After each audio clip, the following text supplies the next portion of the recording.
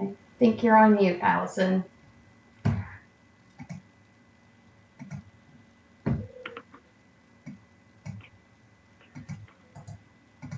I've just unmuted you, Allison. There we go. Thanks, Laura. Okay. Okay. Okay, so welcome everyone, and thank you, Laura, to today's webinar. We appreciate you all joining us. Today we will be sharing the findings of 2 research projects that have been completed by Chatham-Kent Public Health, and we are looking forward to sharing these results and hope you will find the webinar informative and impactful. But before we begin, we will go over a few housekeeping items.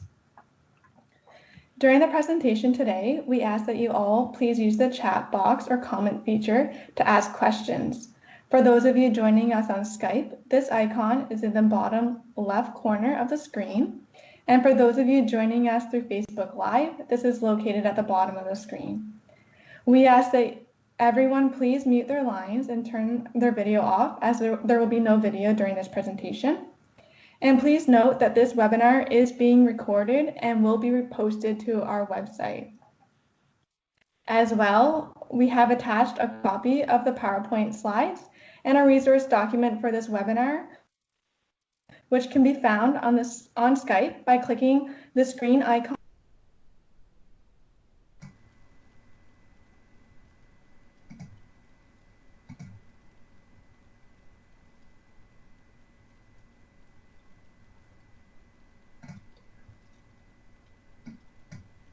Allison, I think you got muted again. Sorry, I just unmuted her. Sorry.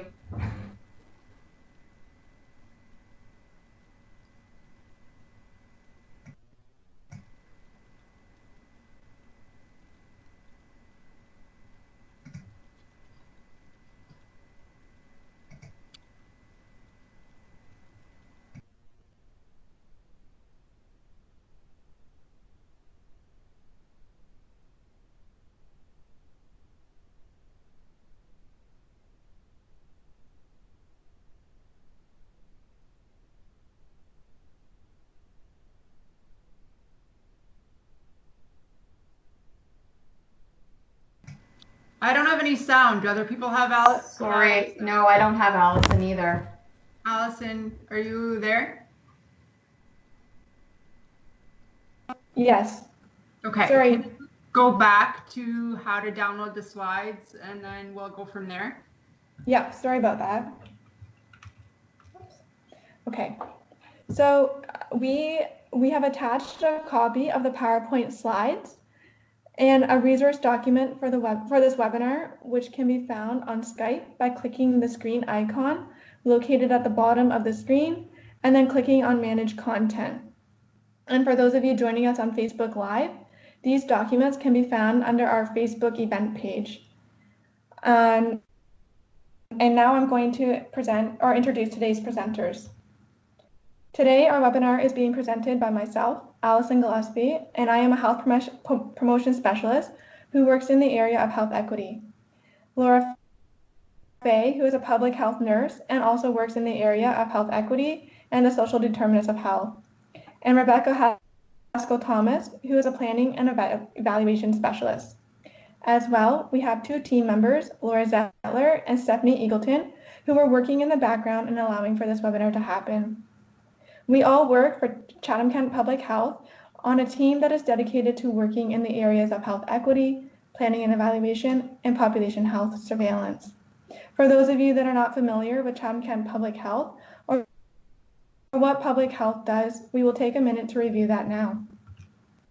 So Chatham-Kent Public Health is one of 35 public health units in the province. Each health unit is governed by a board of health. Can you turn your sound off?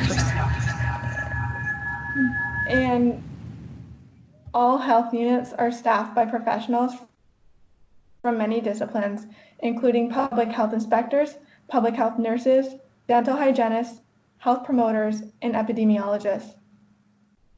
Public health units are responsible for delivering programs and services that are dictated by the provincial government, and this includes foundational work like health equity, planning and evaluation, and population health surveillance, as well as other program work, which includes healthy environments, healthy growth and development, immunizations, infectious and communicable disease prevention and control, safe water, school health, substance use and injury prevention, and chronic disease prevention and well-being.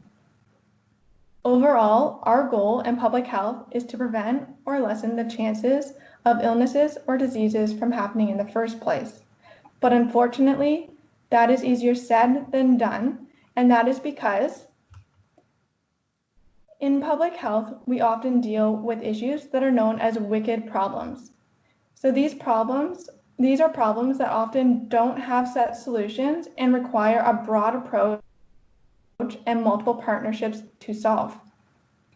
So with that, Chatham-Kent Public Health's main offices, for those of you who may not be familiar, are located in Chatham, Ontario. And before moving on, we would like to take a moment to acknowledge the land from which our work is done on. We respect the rich and vibrant culture of our Indigenous people. We acknowledge our community resides on traditional territory, and we value their homelands.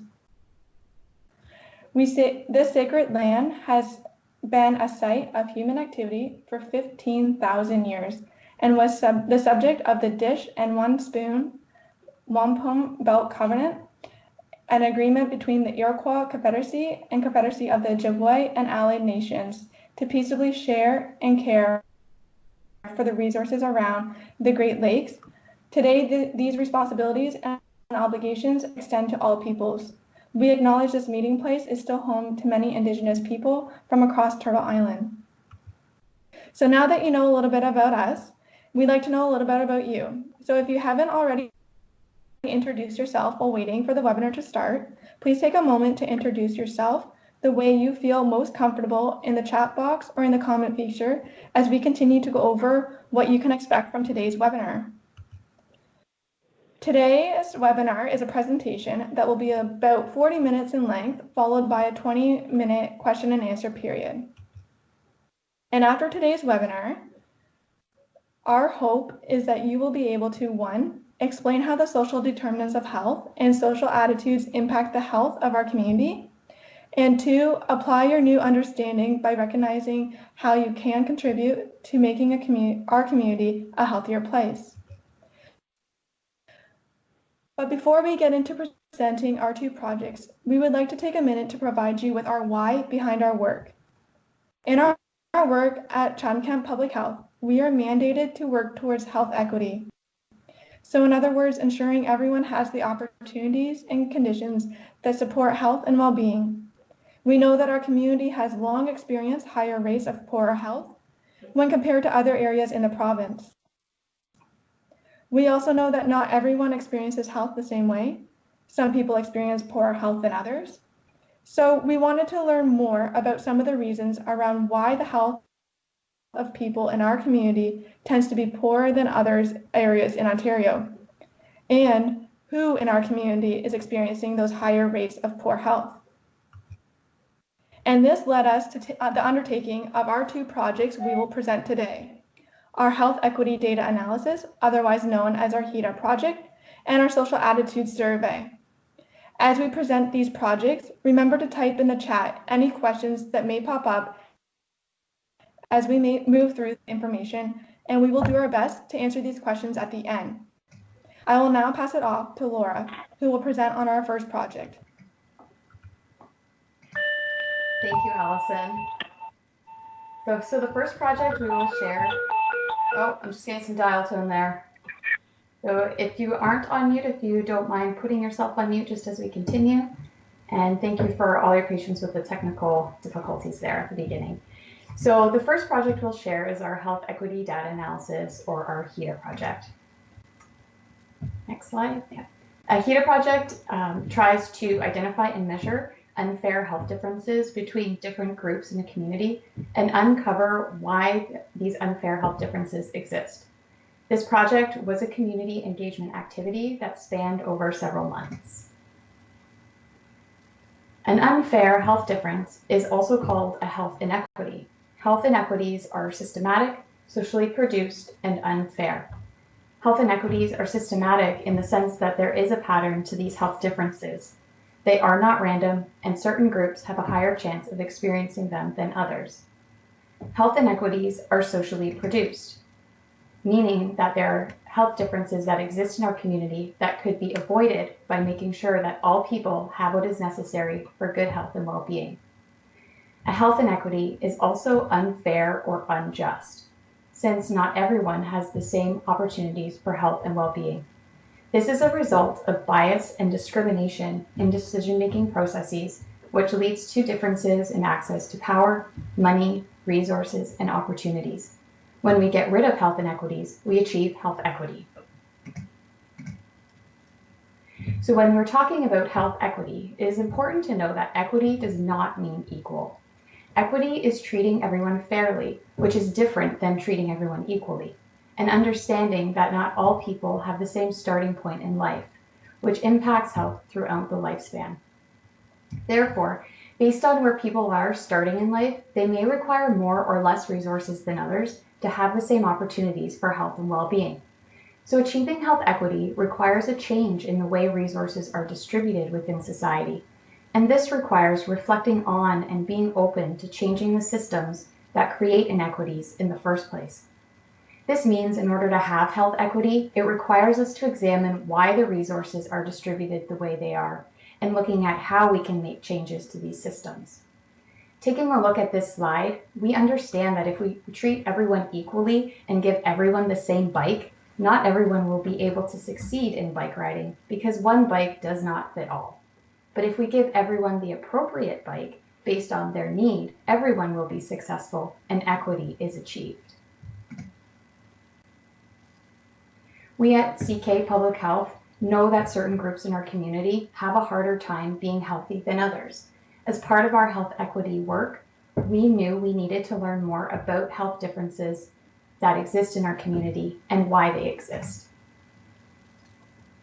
We know from research that 60% of our health is made up of factors where we live, learn, work, play, and age. And these factors are called the social determinants of health. The social determinants of health are social factors that are determined by power, privilege, opportunities, and resources, which influence the ability for people to choose what they can or cannot do based on their social position. Examples of the social determinants of health are listed here on this slide. It is important to point out that income is the biggest social determinant of health, as it directly impacts all other social determinants of health. For example, people with lower incomes are less likely to buy healthy food if they are using that money to pay for essential items such as rent. When rent uses the majority of your income, healthy food is hardly an option, let alone a choice. In order to do our Heda project, we followed a guide from the Minnesota Department of Health that outlines the process step by step as shown in this slide. To guide us, we established a Heda advisory committee that was made up of people with lived experience and others from the healthcare sector, local not-for-profit organizations, municipal departments, and community partners. To show our process and findings in each step, we'll move through the steps one by one. The first step, connection, focused on expanding our understanding of the social determinants of health and making connections between our living conditions and how they impact our health. We use this slide, among others, to help us grow our understanding of what determines health. It does a great job illustrating how barriers in our society make being healthy hard for some people. When you look at this image, we can imagine good health being represented as the apples in the tree. When looking at the line of animals, we can see that not animals will be able to climb the tree by no fault of their own. This spectrum exists in our community among different groups of people when it comes to achieving good health, and it is creating health inequities. The goal of step 2 for our project was population, and it was to identify a population the advisory group wanted to focus on for our project.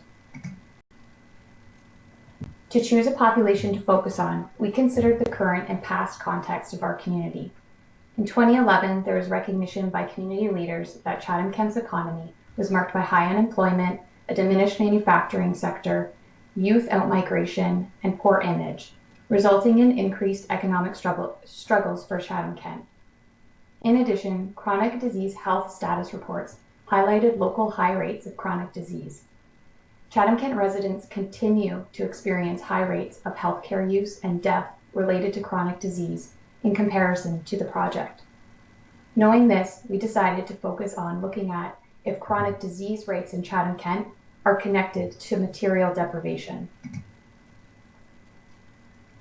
Material deprivation is a concept that includes more than just income. To measure the level of material deprivation for a given area, several pieces of data about that area need to be factored in, including all of these factors listed on this slide. These pieces of data are collected through the census completed by Statistics Canada and are examined together to assign communities to a matching level of material deprivation, from least deprived to most deprived. As you can see on this map of Chatham-Kent, the areas shaded darkest green would be considered the most materially deprived areas in Chatham-Kent, and the lightest colored areas are the least materially deprived areas based on 2016 census data. Also, because the category of chronic disease is so broad, we needed to further define what chronic diseases we would focus on. To do that, Chatham-Kent Public Health presented the advisory committee with health data and information for the most significant chronic diseases in our community. With that information, and after a priority setting exercise, the advisory committee chose 4 chronic diseases to focus on: heart disease, COPD or chronic obstructive pulmonary disease, lung cancer, and diabetes. This completed the population step of our project, which identified our population as Chatham-Kent residents who experience material deprivation and who live with heart disease, COPD, lung cancer, and/or diabetes. The third step of the Heda project was to actually look at rates of death and hospitalization due to heart disease, COPD, lung cancer, and diabetes, and to determine if there were any differences between the most and least deprived areas in Chatham-Kent. Basically, we set out to determine if all the darkest green areas on this map combined had a significantly different health experience compared to all the lightest shaded areas combined. When we look at this data, we found that hospitalization and death rates for all 4 chronic diseases were highest in the most materially deprived areas and significantly higher in comparison to the least deprived areas. As you can see from the infographic on this slide, the death rate, which is represented by the skull and crossbones, for diabetes is almost 4 times greater among areas that are most materially deprived compared to areas that are least deprived. Another finding we can see on the infographic is the rate of hospitalizations, which is represented by the building icon, for COPD is 3 times greater among areas that are most materially deprived when compared to areas that are least deprived. This step in the Heda project actually measured existing chronic disease health inequities in our community, which has never been done before. The fourth step, reconnection, was aimed at furthering understanding the connections between the social determinants of health and the health data we found in the previous step. The advisory committee engaged in learning and conversations that focused on making these connections. As we prepared to move into the last 2 steps of the Heda project, our work was suddenly halted due to the COVID-19 pandemic. At Chatham-Kent Public Health, we rapidly launched into our emergency response, and the work of the Heda took a back seat. 4 months later, the Heda project was reprioritized as the pandemic made it very clear that inequities that existed before COVID-19 were now getting worse. This work was now more important than ever to complete. But due to COVID-19 restrictions and competing priorities and deadlines, the Heda advisory group was dissolved, and the project co-chairs from Chatham-Kent Public Health picked up the work and aimed to wrap the project up based on the information collected to date and the recent learnings and events. So with that being said, what did we actually learn?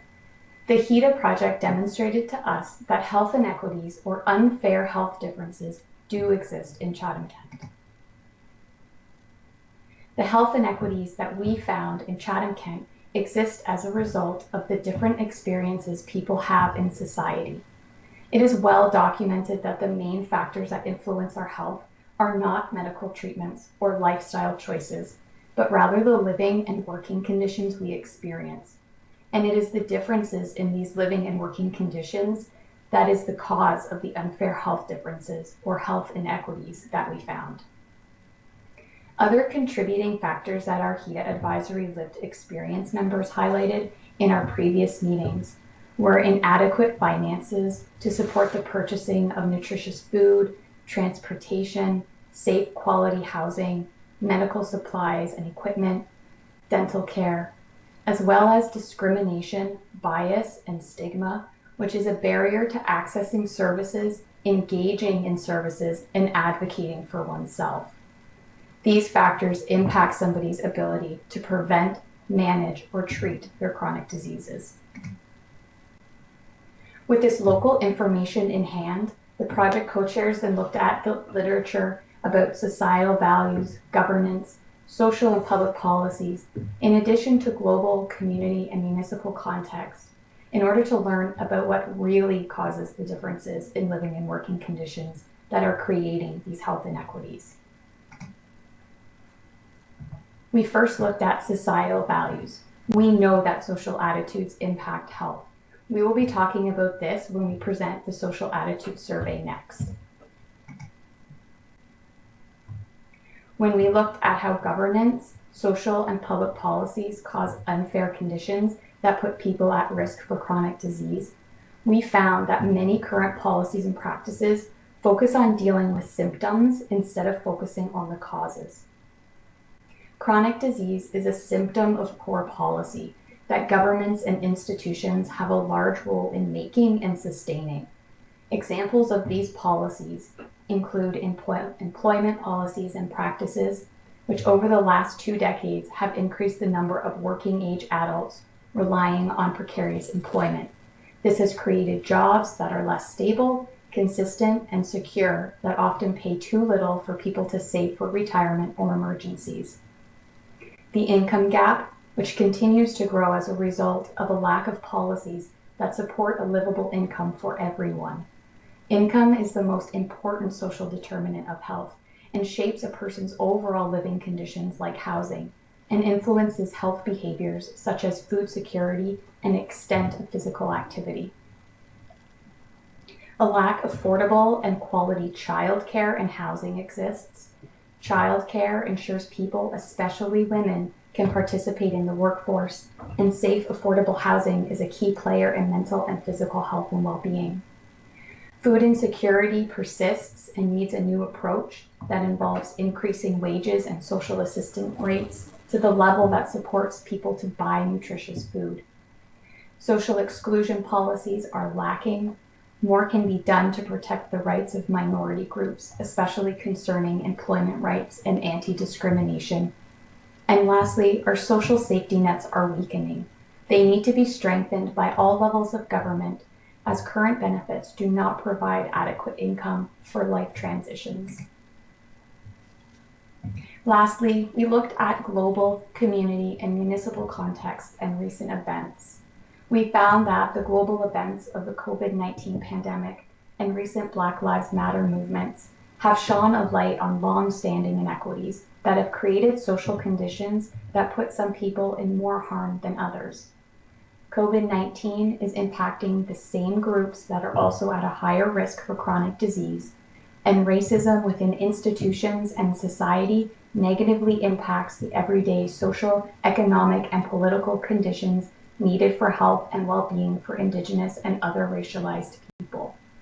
This causes Indigenous and racialized people to experience higher rates of poverty, precarious and underemployment, discrimination, and systemic disadvantages within housing, education, justice, child welfare, and health systems.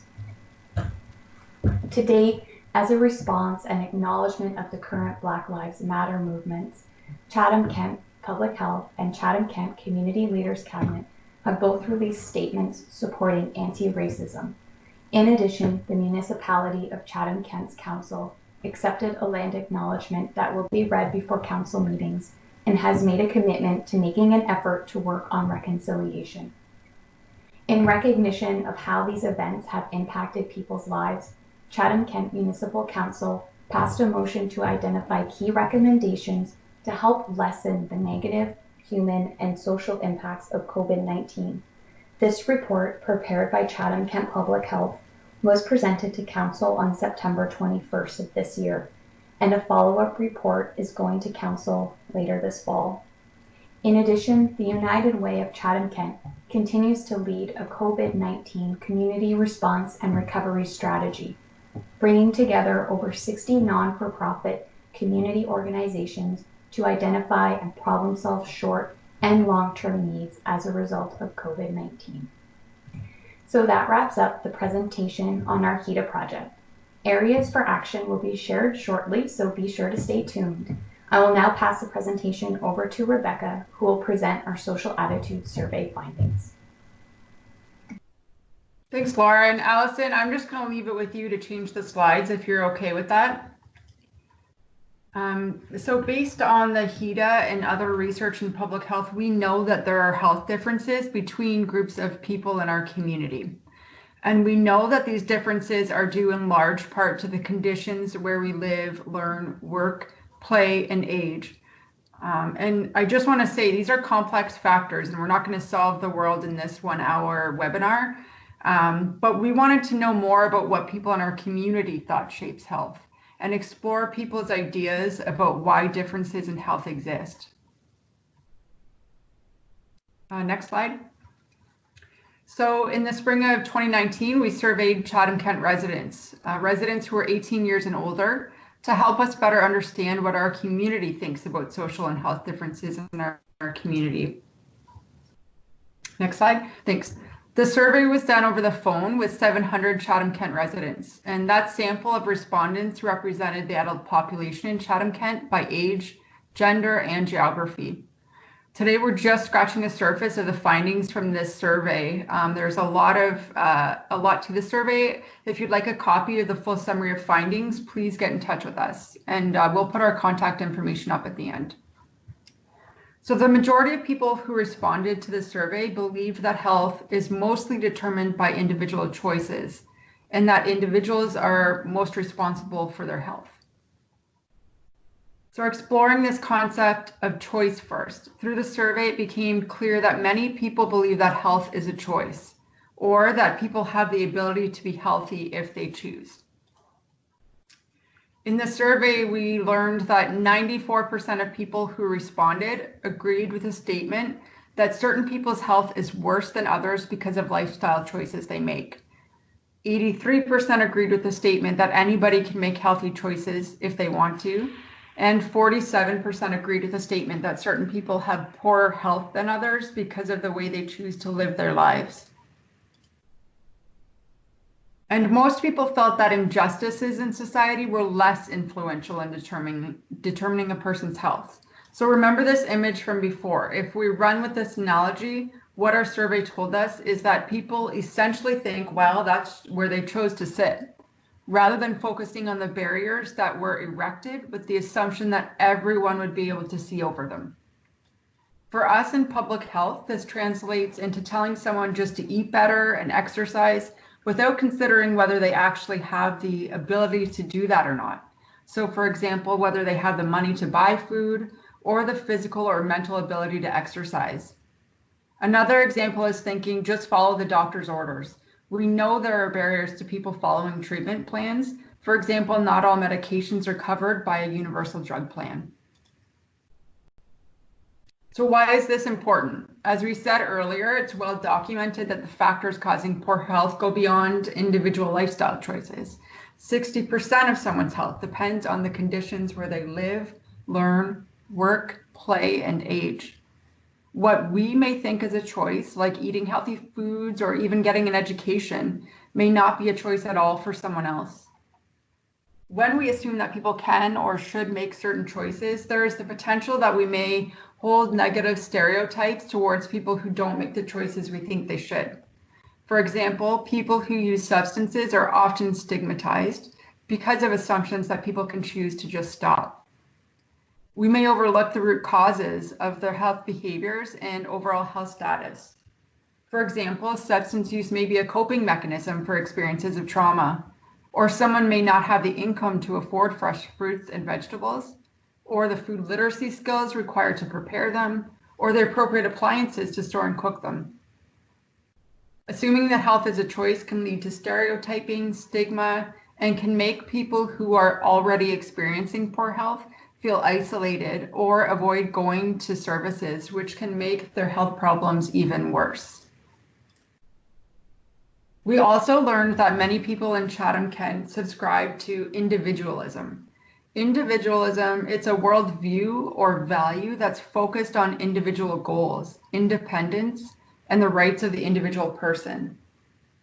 This is on contrast, or the opposite idea is collectivism. Collectivism focuses on group goals, relationships with, and responsibilities to one another. So in the survey, 83% of people who responded believed that individuals are more responsible than the government for their own health. And half opposed the idea that government should redistribute income from those who are better off to those who are less well off. 67% believed that most people who want to get ahead can make it if they're willing to work hard. Why is this important? Our worldviews influence what policies are developed and implemented, and even what programs are supported in our community. People who are committed to individualism support governments, policies, and programs that value hard work and self-reliance, which means they tend to oppose policies and programs that redistribute resources that are essential for health and well-being. For example, people in governments that have this individualism worldview may favor policies that require people to be more responsible for saving for their retirement instead of providing social security. This limits the ability for everyone to age well because not everyone is able to get well-paying jobs that allow them to save money. They may favor people paying for their healthcare instead of providing comprehensive universal healthcare. This limits the ability for everyone to take care of their health, for example, by paying for medications, going to the dentist, or getting screening. And they may favor a system that requires people to pay for childcare instead of providing a universal childcare system. And this limits the ability for everyone to participate in the workforce, especially women. These examples, which are rooted in the ideas of individualism, leave a lot of people behind. The focus on individual responsibility ultimately creates bigger differences in health between people, and it makes health inequities worse. It overlooks the fact that not everyone has the same opportunities simply because of their social status. And individualism can also lead to stigmatization of people with health conditions that aren't fully in their control. So overall, from the social attitude survey, we learned that people in our community don't fully understand what really makes people sick or what supports our health and well-being. We have work to do to share what we know in public health about what determines health in our community, which is partly why we're doing this webinar today. We know that social attitudes, especially stigma, discrimination, and bias, are big barriers to people being able to be healthy. Our cultural values, beliefs, attitudes, and our assumptions influence our decision-making. They're reflected in our policies and systems. These policies and systems determine who has access to important social determinants of health, things like education, quality housing, nutritious food, and even access to services that support well-being and health. So our beliefs and attitudes about health are themselves important determinants of health.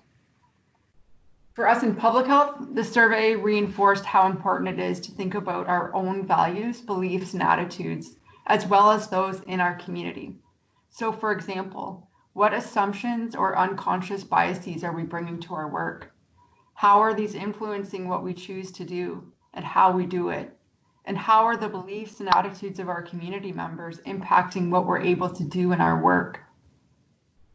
With that, I'll turn it back over to Allison, who has some key takeaways about what you can do to help support the health and well-being of our community. Thanks, Rebecca. So in order to address health inequities, we need to both support people where they are at and address the social determinants that shape people's health and well-being. Health inequities are wicked problems, and addressing them will require broad and coordinated actions across sectors. We have created some suggestions about what we can all do as individuals in our organizations to help address health inequities in Chatham-Kent. First and foremost, we need to acknowledge that health inequities exist and then understand why they exist and who they impact. Our collective ideas about what contributes to health have a big impact on whether or not we acknowledge and address unfair health differences in our community. As community members and in our work, we can think about our beliefs and attitudes about what shapes health and how that impacts our work and community. We can be empathetic when thinking about people's ability to choose, understanding that not everyone has the same options to choose from. And we can be understanding. We don't know what people in front of us are dealing with. We know, though, that people who are struggling often have experiences of trauma. We have the opportunity to reframe our thinking to see people as resilient, who have strengths and skills to offer. And we can reframe conversations with decision makers, community partners, and with clients in ways that acknowledge the social determinants of health that we talked about today. And as employers and in our organizations, we can keep in mind the determinants of health in our policies, programs, and services, and in the way we approach our work. We can actively work to address the systematic and policy level factors that contribute to health inequities and limits people's opportunities for health and well-being. So, for example, we can recognize that the social and health problems in our community require strategic and coordinated action. This means that we'll need to pool resources and work together to address them. We can prioritize initiatives that foster the conditions that support health and well-being, such as housing, access to safe and fairly compensated employment, transportation, and childcare. We can ensure that the programs and services we offer are inclusive and are not exacerbating health inequities. For example, some organizations use an equity and inclusion toolkit to help them to consider the accessibility of their programs and the impacts of their decisions on different groups of people. We can work towards anti-racism and ensure our services are trauma-informed and culturally safe. For example, by being familiar with and understanding the calls to action from the Truth and Reconciliation Commission and the Missing and Murdered Indigenous Women and Girls Report. And again, using tools like equity and inclusion toolkits to ensure that discrimination, systemic oppression, and stigma are not barriers for people who are seeking services that support their health and well-being. So as we start to wrap up the presentation portion of the webinar, we would like to acknowledge that a lot has happened since these projects have been completed. We touched on how COVID-19 affected our Heda project by delaying the process and changing our way of working towards the end in order to complete the project in a timely manner. And considering the social attitudes survey was done in 2019 before COVID-19, we have to wonder what the results would look like now if we were to do this survey again. There's a lot of work being done by other organizations, both provincially and nationally, who are looking at the impacts of COVID-19 on both physical and mental health, as well as the social attitudes and discrimination.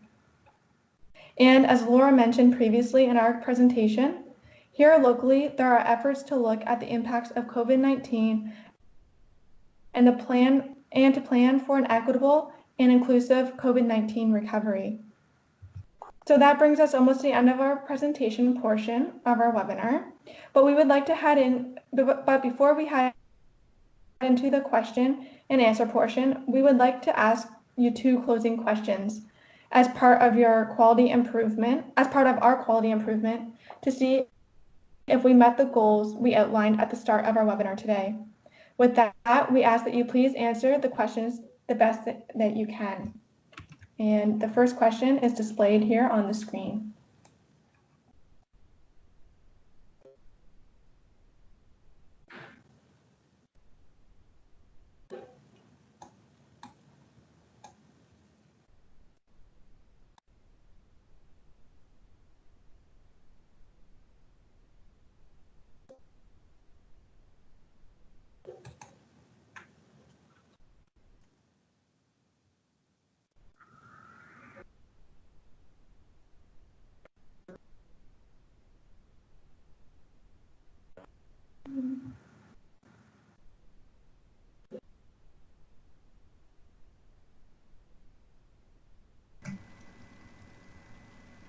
And our second question is now displayed on the screen, if you can answer the best that you can.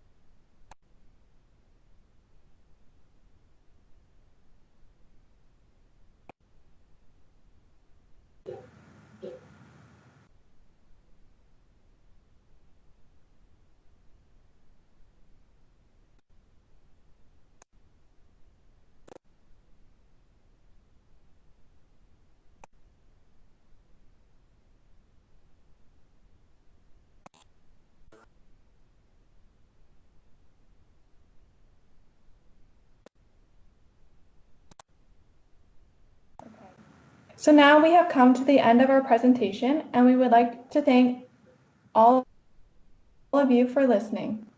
We will now take 20 minutes for questions, that was our plan, but due to some technical difficulties, we'll take 15 minutes for questions.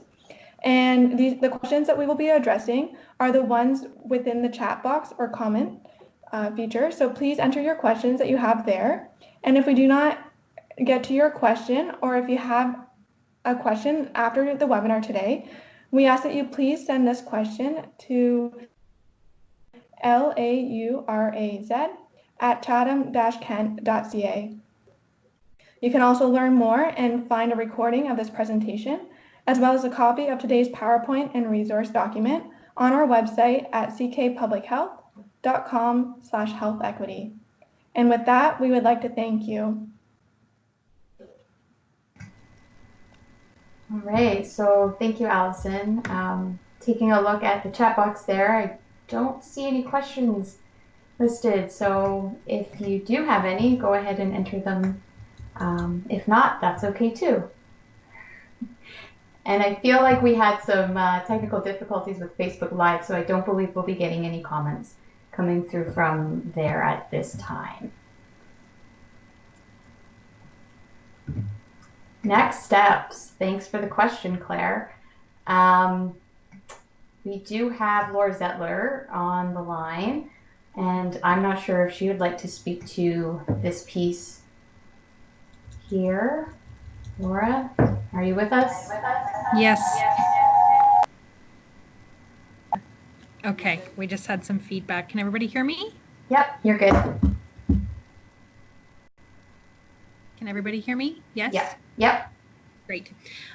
So thanks for your question. I think next steps is that's a big question. So certainly I can speak to what we are continuing to do internally within public health.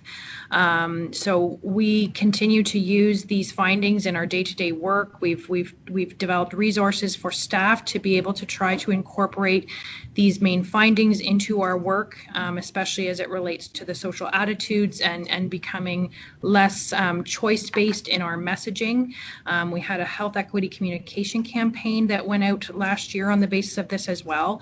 So we do hope to continue to build on that education piece within the community around the social determinants of health and around what causes inequities and what determines good health and well-being in our community. So we hope to continue to be able to increase that awareness within the community. We also want to more formally assess the impacts of the decisions we're making within public health. So we're really working on our own organizational kind of capacity around health equity impact assessment and really working to have that equity and inclusion lens within our work. So we're really trying to kind of take some initial steps forward around that piece to figure out what we need to kind of incorporate into our own practice to ensure that the decisions we're making within public health are equity based. As far as more collaborative work within the community, we're certainly coming back to council with another report around kind of mitigation strategies to address the indirect impacts of COVID-19, which really is higher level kind of recommendations about how we can work as a community to address health inequities. So those pieces are happening as well as we continue to kind of work on that report and do consultation around bringing that next report back to council. So there is a lot that everybody owns kind of within this work to really move it forward. We're starting to have anti-racism conversations within our own division, within community human services and within public health. So there's a lot going on in that area too. So certainly many moving parts in terms of what public health is doing and what we are trying to support. But there's lots for everybody to kind of take part in for sure. Laura? Yes. It's Teresa. You want to talk a little bit about the work you guys are doing on a health equity toolkit? Yes. So Allison and Laura Faye have been working quite diligently on a resource that we can use internally. So a health equity guide to be used by our own programs and services and for consideration whether we are planning a program. There's various pieces that impact our communication, even our recruitment, and it kind of stems across all areas of the organization as far as our capacity building. So we have developed something specific for public health to use that we want to start to roll out soon. And then we've also developed a companion toolkit to that, so an equity and inclusion toolkit that we think would be great to share with community partners as well as other municipal departments so they can see where equity and inclusion is a consideration across the decisions that they are making as well, and how they can more formally incorporate that into their decision making. So if that's something that people would be interested in seeing, I think we would be ready to share that fairly soon. And that's also going to be part of kind of what our recommendations to council going forward will be as far as mitigating the impacts of COVID-19. So really needing a formal kind of process to have those considerations in place. Great, thank you, Laura. We have a few more questions coming through. One is about the resources. Get a copy of the PDF presentation, and we also have a presentation resource available. So if you click on the bottom of your screen, you should have a little orange dot beside an icon. If you click on that, you can access the attachments. We will also be posting this on our website following as well. So another question from Kelly is, are you able to offer this presentation to other community tables? I feel like we are open to any opportunity to present this information. So that would be, again, sending an email to Laura Zettler there, and we would be open to sharing this information to whoever ears are open to listen to it. But yes, thank you, Rebecca, for clarifying the resources again. So you click on the monitor screen icon at the bottom, click Manage Content, and you'll see the attachments there. Let's see if there's any other questions here. I think that's it. Team, do you have any? Did that answer your question about the equity inclusion lens?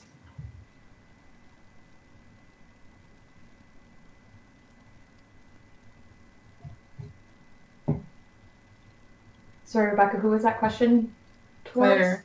Claire, okay. I think we answered her question, but I just wanted to make sure. Oh, around could you provide examples of equity inclusive lens and how to implement in local business and programs? Okay.